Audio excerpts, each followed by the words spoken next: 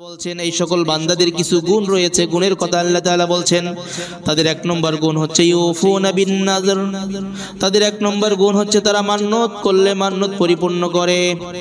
মান্নত বুঝি তো আমরা, মান্নত হচ্ছে কোনো একটা বিষয়ের জন্য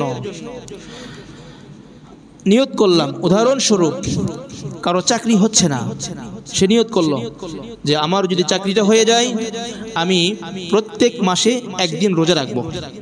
এই যে মান্নত করলো, সে মান্নতটা পূর্ণ করবে, প্রত্যেক মাসে একদিন করে রোজা রাখবে। দুই নম্বর গুণ ওয়ায়াখাফুনা ইয়াওমান কানা শাররুহু মুস্তাতীরা। এবং তারা এমন একদিনকে ভয় করে যেই দিনের অনিষ্ট হবে সুদূর প্রসারী। এমন একদিনকে ভয় করছে যার অনিষ্ট সুদূর প্রসারী, তার মানে কিয়ামতের দিবসকে ভয় করে। এক নম্বর গুণ মান্নত পূর্ণ করে, দুই নম্বর গুণ সে কিয়ামতের দিবসকে ভয় করে। তিন নম্বর গুণ আল্লাহ বলছেন ওয়ায়ুতঈমুনা আত-তুআমা আলা হুব্বিহি মিসকিনাও ওয়া ইয়াতীমান ওয়া আসীরা। ওয়ায়ুতঈমুনা আত-তুআম, সে খাবার খাওয়ায় আলা হুব্বিহি, আল্লাহ তাআলার ভালোবাসায়, আল্লাহ তাআলার মহব্বতে, আল্লাহ রাব্বুল আলামিনের সন্তুষ্টির জন্য।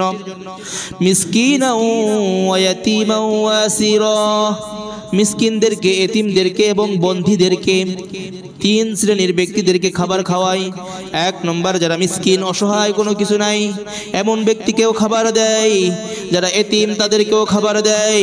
ওয়াসিরা, এবং যারা বন্দী, জেলের মধ্যে বন্দী, তাদেরকে খাবার দেয় অথবা খাবার সরবরাহ করে।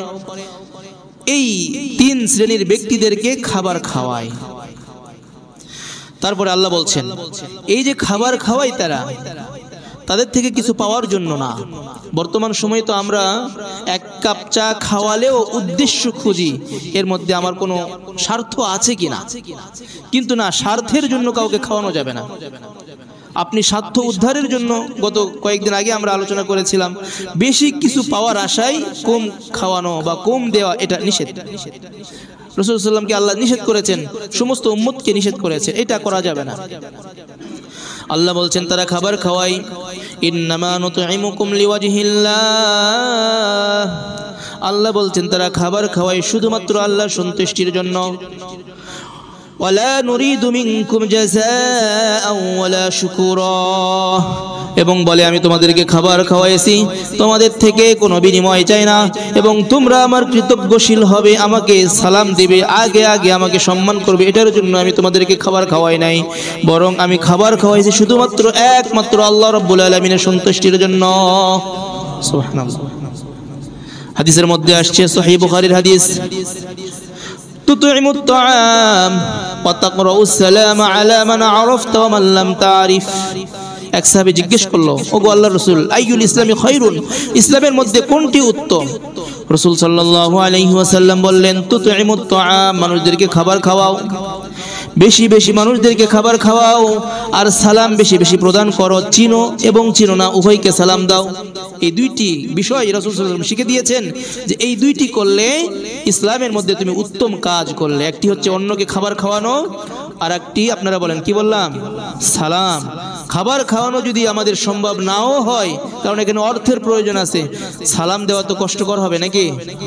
সালাম বেশি বেশি দেব, ছোট বড়কে সালাম দিব, বড় ছোটকে সালাম দিব, সমবয়সী সমবয়সীকে দিব, স্ত্রী স্বামীকে দিবে, স্বামী স্ত্রীকে দেবে, টিচার স্টুডেন্টদেরকে দেবে, স্টুডেন্ট টিচারদেরকে দেবে। এটা হচ্ছে সালামের ব্যাপক প্রচলন ঘটাইতে হবে। সালামের মধ্যে রয়েছে শান্তি। সালামের অর্থ কি? আসসালামু আলাইকুম ওয়া রাহমাতুল্লাহ, আল্লাহ রাব্বুল আলামিনের রহমত এবং শান্তি আপনার উপর বর্ষিত হোক। কত সুন্দর কথা। যার সাথে শত্রুতা রয়েছে তাকে বেশি বেশি সালাম দিন, দেখবেন এক সময় এই শত্রুতা বন্ধুতে রূপান্তরিত হয়ে যাবে। এই জন্য সালামের প্রচার প্রসার ঘটাতে হবে।